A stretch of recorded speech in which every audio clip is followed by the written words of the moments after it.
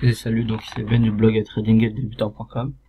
Donc aujourd'hui je voulais vous faire un article, plutôt une vidéo de trading, j'allais dire live mais en léger différé on va dire, sur la stratégie de scalping mobile stock que j'avais déjà testé et j'avais dit que je la retesterais. Donc je vais faire ça comme ça en, en filmant les trades que je vais passer.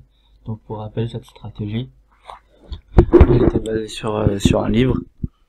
Le livre de Hervé Piron, Stratégie de scalping mobile stock, disponible sur Amazon.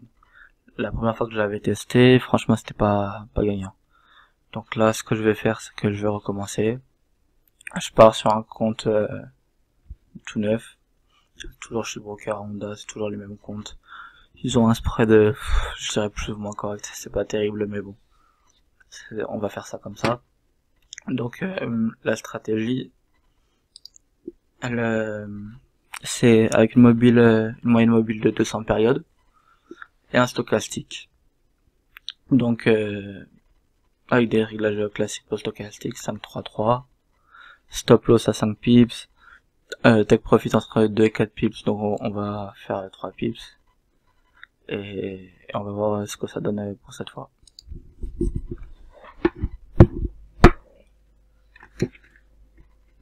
Donc je vais commencer par paramétrer mon graphique. Donc j'enlève le DX qui a été présent par défaut.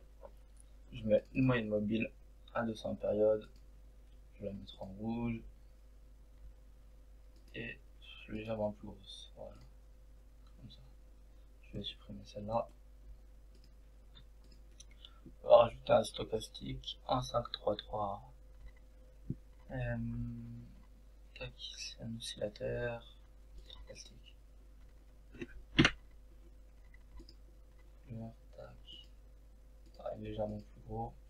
Alors la difficulté avec ce genre de stratégie de scalping, c'est que on doit entrer au moment du croisement. Mais souvent, quand la bougie est en cours, ça peut croiser à la baisse ou enfin ça peut croiser puis décroiser toute la bougie n'est pas fermée. Donc je sais pas, on va s'arranger à ce propos là. Je commence par mettre mon graphe. Qu'est-ce que je cherchais? On y est. Je vais mettre l'asque, j'aime bien, je peux avoir le biais l'asque. Et voilà. Donc ça c'est la configuration que je dois avoir. Là je suis sur EURUSD. Je vais enregistrer le modèle. Je vais voir si j'ai la place pour faire sur un second. Je vais voir si j'ai la place pour faire sur une deuxième paire. Voilà. Et comme deuxième paire. Oula, c'est trop moche. Comme deuxième paire. Ouais, 1,8 de spread. Là on a 1,8. Là on a 1,3. Bon, on va essayer de faire là-dessus. Et voilà.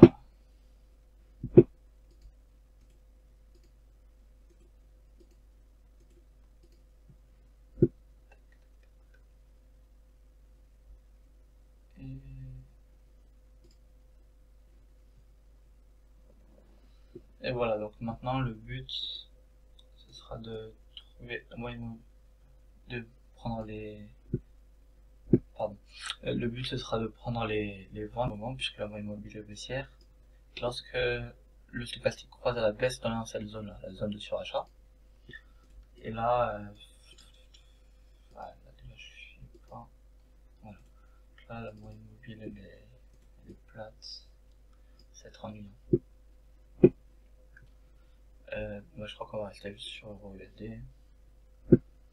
Maintenant on va patienter, je vous accélérerai un peu quand il n'y a pas de mouvement.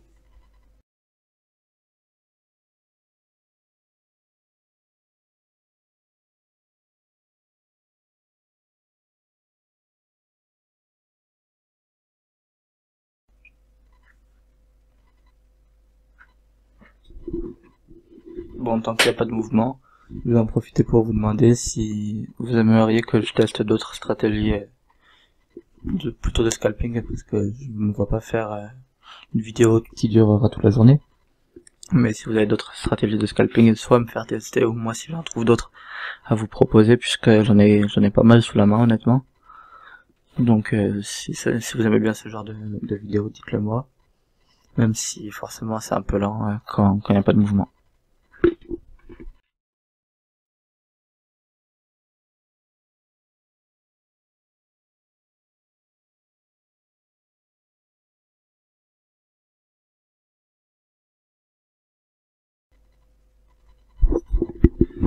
Je suis en train de regarder s'il y a pas d'autres paires qui pourraient être tradables. Parce que là, sinon on va rester toute la journée comme ça en n'ayant que très peu de signaux. Là, on a une vraie pointe sur le rouge du PY. Mais ce qui est embêtant, c'est le spread qui est de 1,4 ou 5, j'ai l'impression. Mais bon, on va essayer comme ça avec deux paires, on a un peu plus de mouvement. Donc là, sur le rouge du PY, pareil, je cherche des signaux baissiers. Donc encore, ah non, pardon, attendez, là j'étais sur le H1. Donc là, oui, voici, je cherche des signaux baissiers, donc pareil, quand le stochastique croisera en zone de surachat, il faudra que j'essaie de voir si j'atteins la clôture. Oula, il y a un gros mouvement. Il faudra que j'essaie de voir si j'atteins la clôture ou non de la bougie pour entrer correctement en évitant les faux signaux. Et voilà.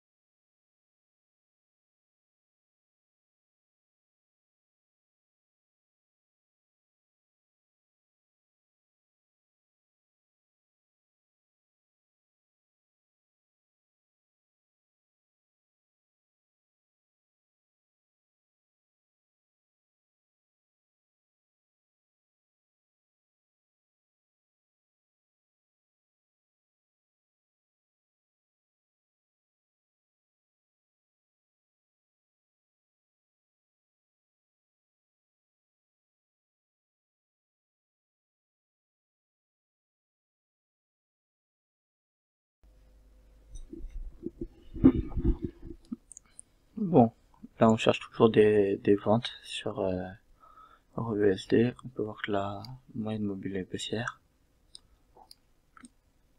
Et pareil pour, malheureusement, regardez par exemple là, ça a croisé ou c'est en train de croiser, mais on n'est pas du tout dans la zone de surachat. Donc là, si ça croise là, ensuite il va falloir réattendre que ça remonte, etc. Enfin que ça redescende sûrement pour remonter dans le stochastique. C'est ce que j'aime pas trop avec ce genre de stratégie de scalping, où il y a pas mal d'attentes pour passer un scalp à 2 ou 3 points. Alors c'est sûr qu'on peut pas faire un trade toutes les minutes non plus. Mais si c'est pour attendre 1 heure pour passer un trade, c'est pas terrible. Après, encore faut-il réussir à être gagnant avec une stratégie.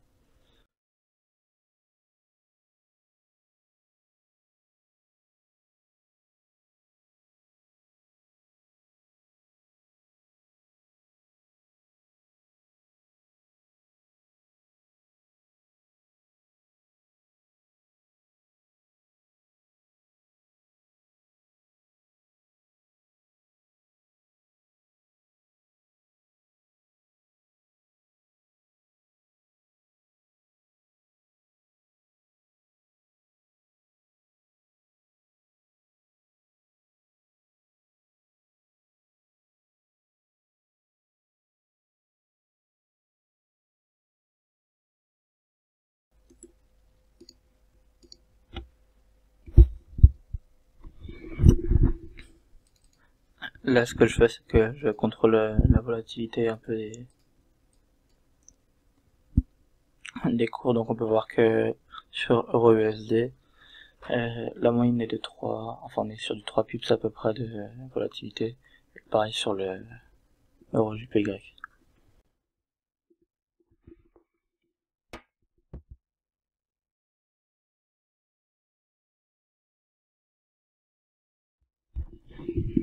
Bon, là, ça risque d'être difficile puisque les deux ont l'air de vouloir remonter en même temps. Mais on va essayer de gérer ça. Donc, lequel va croiser en premier? Pour le moment, RJPY me la plus proche, puisqu'il est déjà en zone de surachat, plus ou moins. Alors que le stochastique, il n'y a que la moyenne mobile rapide, la verte là qui est. Alors là, on voit surtout une belle accélération haussière sur le JPY.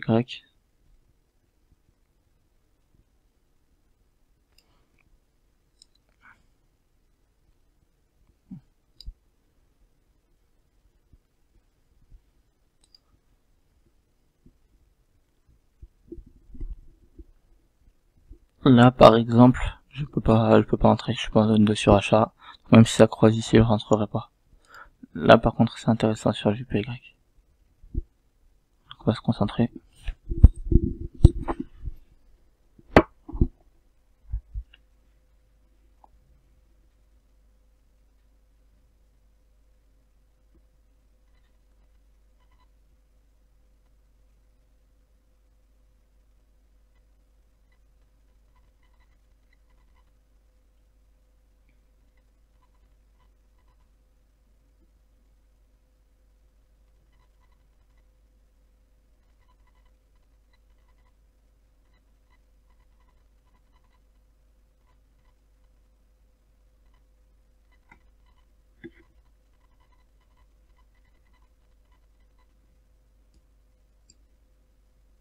Bon, ça bouge plus.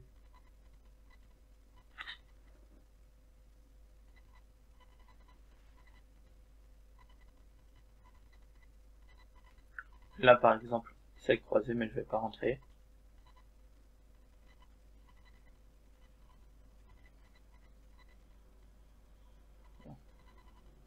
Du coup, ça se retourne encore. Ça décroise.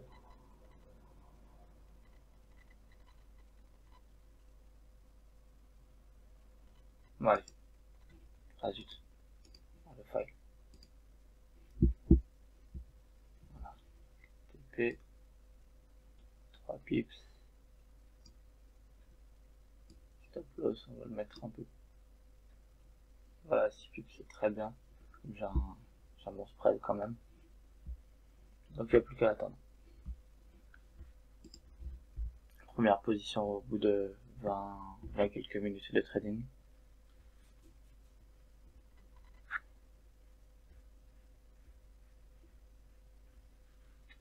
Bon, c'est un compte démo basique avec 1 million. Je trade juste avec un lot. C'est juste pour faire un truc basique, pas de soit fiche de la taille utilisée ou du capital du compte.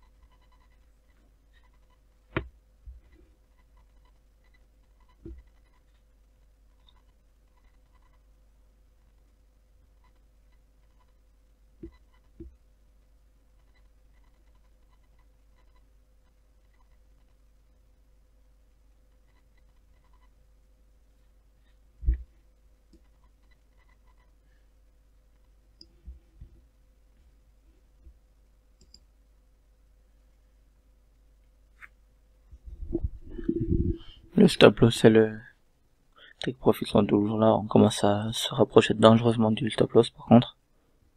On va se faire sortir, je pense.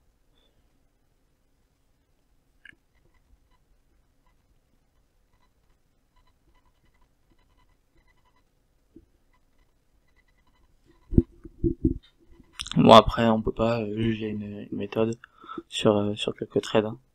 Faut faire ça sur le long terme. Mais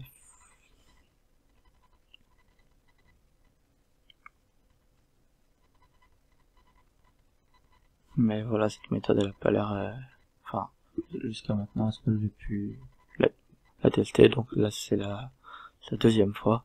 Je vais pas m'arrêter à un trade pour dire que ça marche pas, mais sur mes précédents tests, je me souviens plus, mais j'avais fait voilà une trentaine de trades.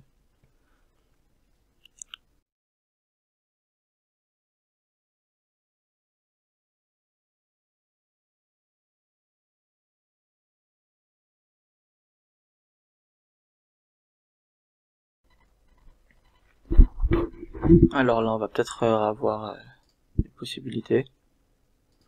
Donc toujours à la vente des deux côtés. Je vais rezoomer sur EuroJPY aussi parce que zut.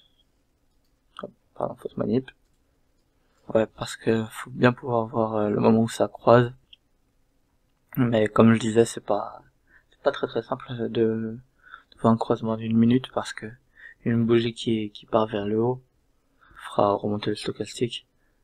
Et si après elle se retourne avant sa clôture, et ben le croisement sera effacé en fait. Donc là on voit que ça commence à se rapprocher du croisement, et là aussi, donc là je vais pas pouvoir être sur les deux à la fois, ça va être difficile. Essayer de faire au mieux. Tata.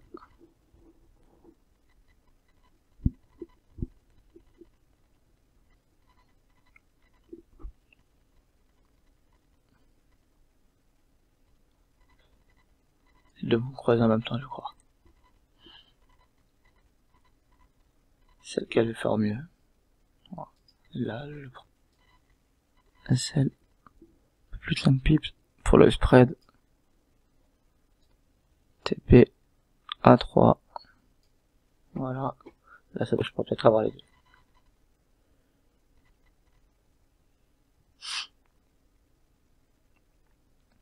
Après, ce qu'il faut pas oublier avec cette stratégie, c'est que les pertes sont plus grosses que les gains à chaque perte est plus grande que chaque gain, puisque le stop loss est à 5 pips, pardon, et le TP entre 2 et 4 pips. Donc ça veut dire qu'il faut avoir plus de 50% de réussite pour être gagnant.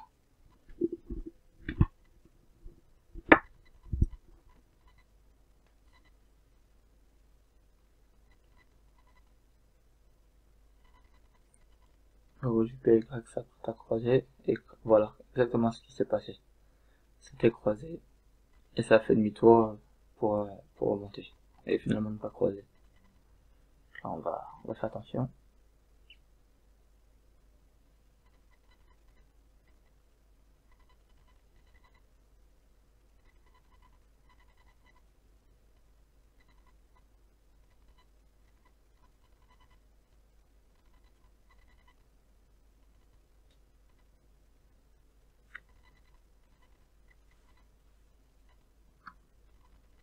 Là, il est en train de croiser.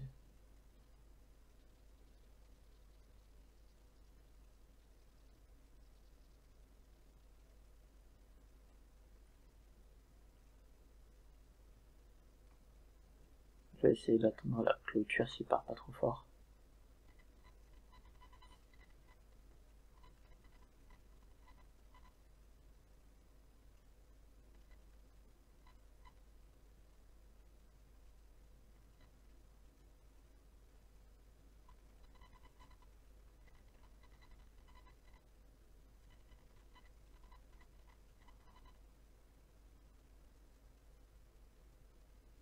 Alors, c'est bon.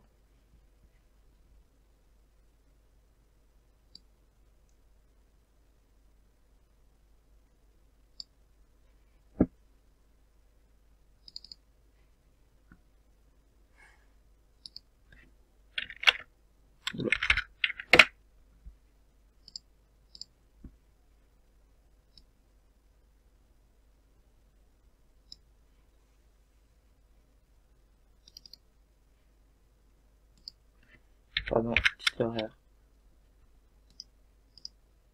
C'est mieux.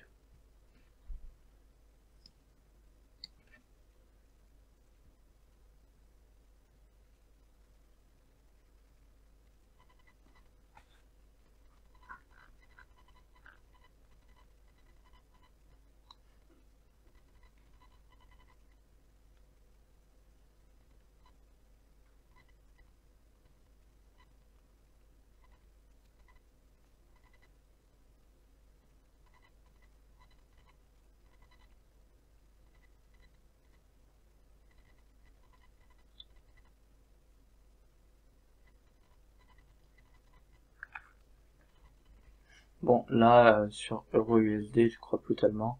Il est déjà en train de croiser à la hausse. Après, ça veut rien dire, hein. Mais de toute façon, je vais garder les règles bêtes et méchants. Donc là, attends, je coupe pas avant, je coupe pas après.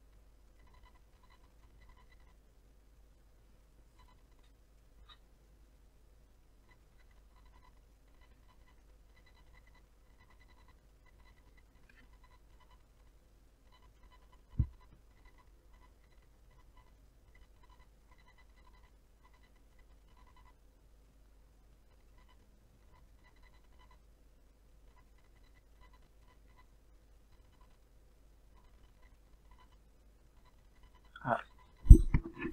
Les deux tech profits se rapprochent. Là, ça commence à être intéressant.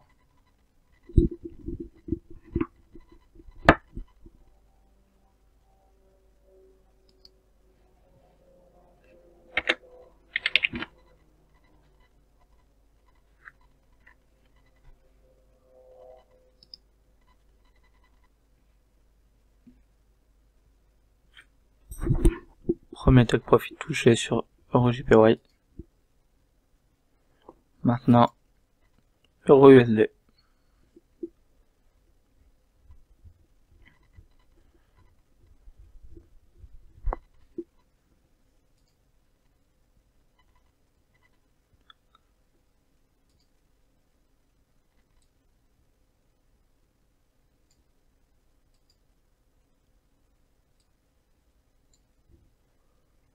Alors, on a fait une perte de 53 € et un gain de 30 pour le moment.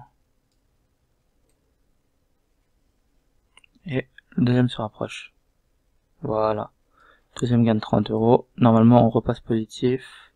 Voilà, 6 € de gain. On va attendre le prochain signal. Pour le moment, on voit déjà la moyenne mobile qui se pointe ici. Donc, on est toujours baissier. Et là, pareil.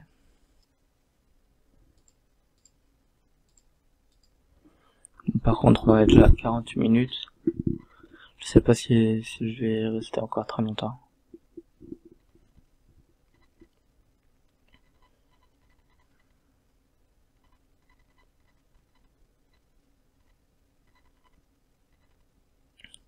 Au pire, j'essaierai de faire une suite cet après-midi ou demain matin que je mettrai bout à bout en partant sur le même compte et on verra la suite.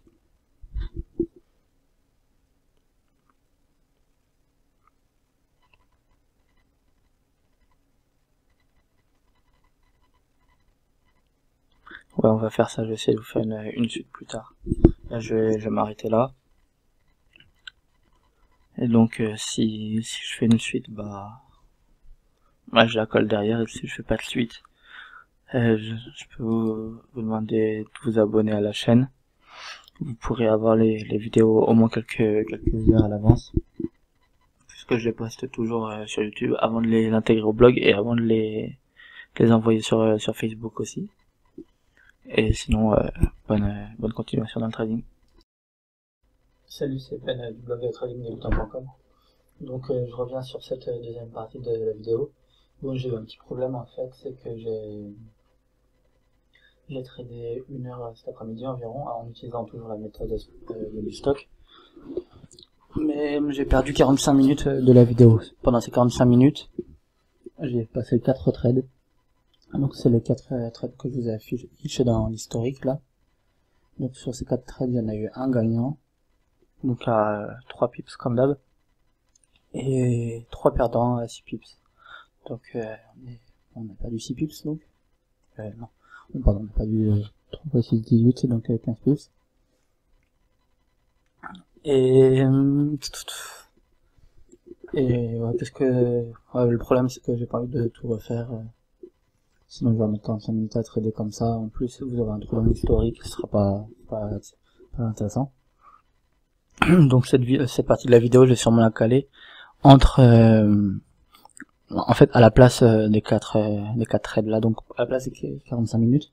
Donc vous aurez les 15 dernières minutes de trading pour voir au final comment ça a terminé, le capital qui reste et voilà. Après, qu'est-ce que j'avais dit dans cette j'avais un petit peu discuté bien sûr. J'avais dit que déjà le problème avec cette méthode, c'est que vous voyez là les croisements comme là il y a un croisement qui arrive et du coup quand on est en direct, ça va croiser, ça va redécroiser, ça va recroiser, ça va redécroiser et ainsi de suite. Et donc on sait jamais à quel moment précis entrer, puisque si on entre quand ça commence à croiser, le problème c'est que ça peut très bien décroiser et ensuite repartir vers le bas, enfin ou vers le haut, peu importe, mais repartir dans la direction opposée du mouvement. Et donc se faire sortir. Et si à l'inverse on attend la fin de la bougie, et donc d'être sûr que ça ait croisé et que ça ne décroisera pas, il peut arriver que le mouvement soit déjà terminé. Et voilà, donc faut choisir. Moi ce que j'ai choisi de faire, c'est de jauger un peu entre les deux en fait, tout simplement. Et voilà. Après du coup forcément quand on voit ça, bon, c'est toujours très très simple. comme de faire un backtest avec ce genre de méthode. Regardez là par exemple, hop, ah bah c'est bon, ça avait croisé, c'est ici, donc c'est à peu près ici, hop, ah c'est bon, t'as pris tes 3 pips, t'as gagné. Ici, ouais regarde, alors ça fait à peu près ici, t'as pris tes 3 pips, hop, ça a gagné. Sauf que ce qu'on voit pas, c'est que à quel moment on était sûr que ça ait croisé. Comme là par exemple, on dit regarde là ça a croisé là, mais tout là, sûrement que plein de fois ça a croisé, décroisé, croisé, décroisé, et donc on savait pas à quel moment entrer précisément. Et donc ça c'est la difficulté avec ce genre de méthode de croisement de stochastique, ou de croisement à chaque fois de deux lignes. Tout comme un croisement de moyenne mobile et du prix, ou de moyenne mobile, ou peu importe. Donc faut définir des règles et les tenir. Après, peut-être que la stratégie peut être efficace autrement. Voilà, comme je vous dis, vous pouvez essayer, vous pouvez très bien essayer vous de votre côté, en essayant avec, en attendant la clôture des bougies par exemple, ou alors dès la première touchette, ou en jouant mieux, différemment, ou mieux, voilà. Genre différemment, à quel moment ça va arrêter de croiser, décroiser. Peut-être, je sais pas, laisser 30 secondes, puisque là, on fait la moitié du temps de la bougie par exemple. Et voilà, après du coup je vous laisse quand même les 15 dernières minutes de trading. Et comme ça vous ferez votre propre avis. Moi mon avis c'est que... Enfin mon avis... ouais, je vous dirai, mais vous verrez. Allez, donc c'est reparti pour les 15 dernières minutes de trading. Bon bah j'arrive au bon moment apparemment. EuroJPY est en train de croiser. Et on va voir. Tac, là, ça fait 4 pips. Ouais.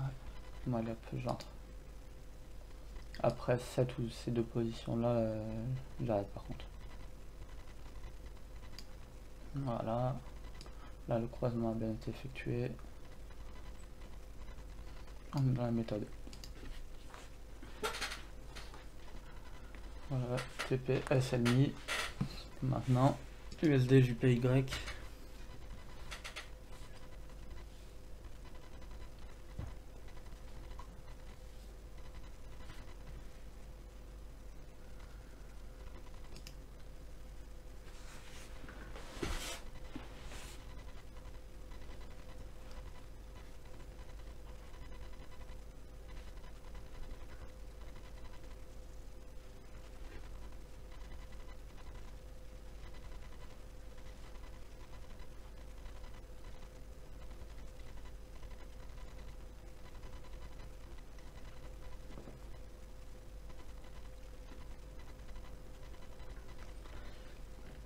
Ça commence à croiser.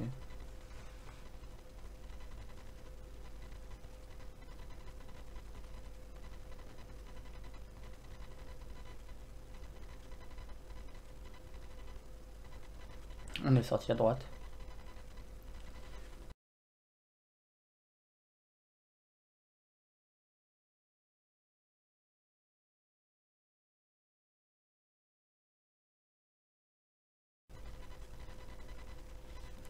Là, au vu de ce que me donne le marché, franchement, j'ai même pas envie de reprendre aucune des deux positions.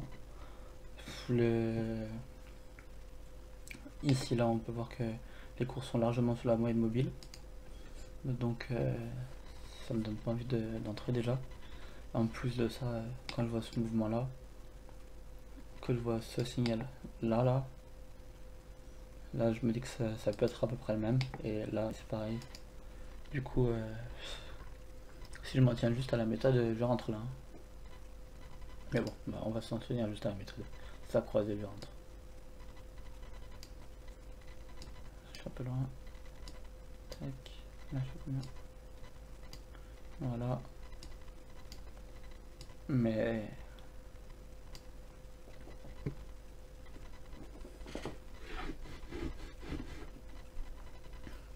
ouais, quand je vois ce genre de grosse phase descendante comme ça, je sais pas si un petit croisement de stochastique, surtout un stochastique 5-3-3, c'est vraiment la solution. Bon, après peut-être que là ça va marcher en l'occurrence, on sait pas.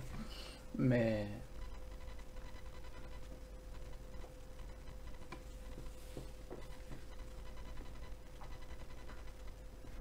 Regardez là, pareil, hop, signal. Après tout, faut être discipliné et respecter la méthode.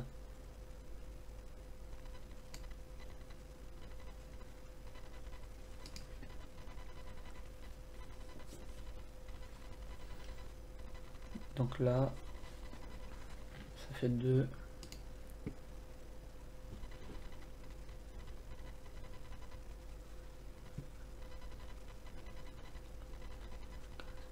Là, 1, 2, 3, 4. On aura été à 6 trades aujourd'hui. Et j'avais combien 4 la dernière fois, je crois. 4, ouais, donc une dizaine de trades. Après, une dizaine de trades, c'est pas spécialement suffisant pour se faire un avis sur une méthode. La dernière fois, j'en ai fait une trentaine aussi. Mais bon, je vais pas vous faire 200 trades avec cette méthode non plus.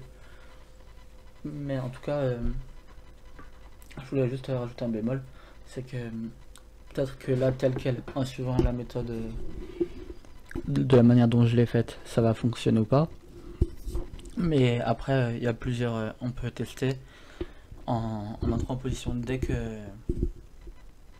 le premier croisement, dès que ça commence à croiser même, j'ai envie de vous dire, c'est-à-dire dès que, pas attendre un peu comme je le fais à chaque fois pour le stochastique, ou alors attendre la clôture de la bougie, ou alors rajouter d'autres paramètres comme une moyenne mobile 50 par exemple, ou regarder sur d'autres unités de temps.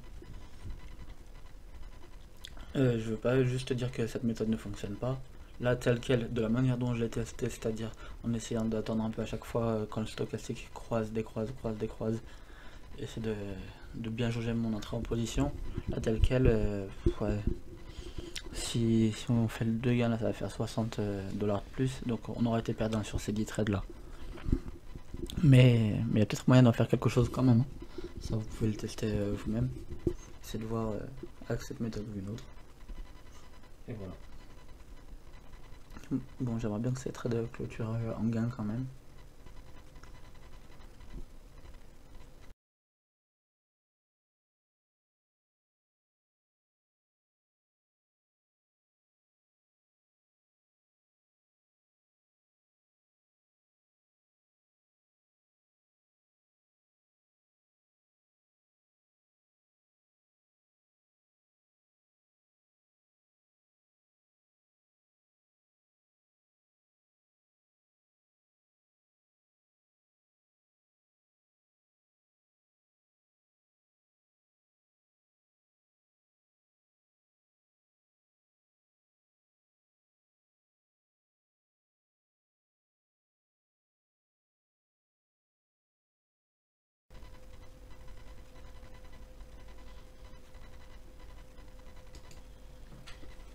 Bon, je vais couper le trade parce que ça avance pas et je vais devoir arrêter.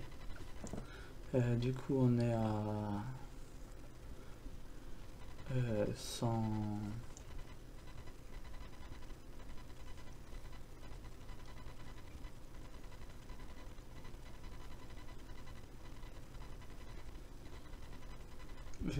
J'étais parti même passé. On est à 100, presque 200 € de perte.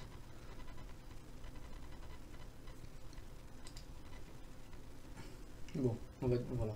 En fait, j'attendais de voir ça. Bon, on va dire qu'on est à... Tac, tac, tac. Le 4, le dernier. Ok. Du coup, on va rajouter 25 €. 845. En fait, là, comme je crois qu'il serait venu taper le TP, je le compte comme un trade positif. Là, c'est moi qui l'ai coupé parce que je voulais arrêter. Donc, on est à 925, 945, n'importe quoi, 845. Donc 999 845 $, ça qui fait 150 $, 155 $ de perte sur ces 10 trades. Avec c'est qu'on a dit du coup,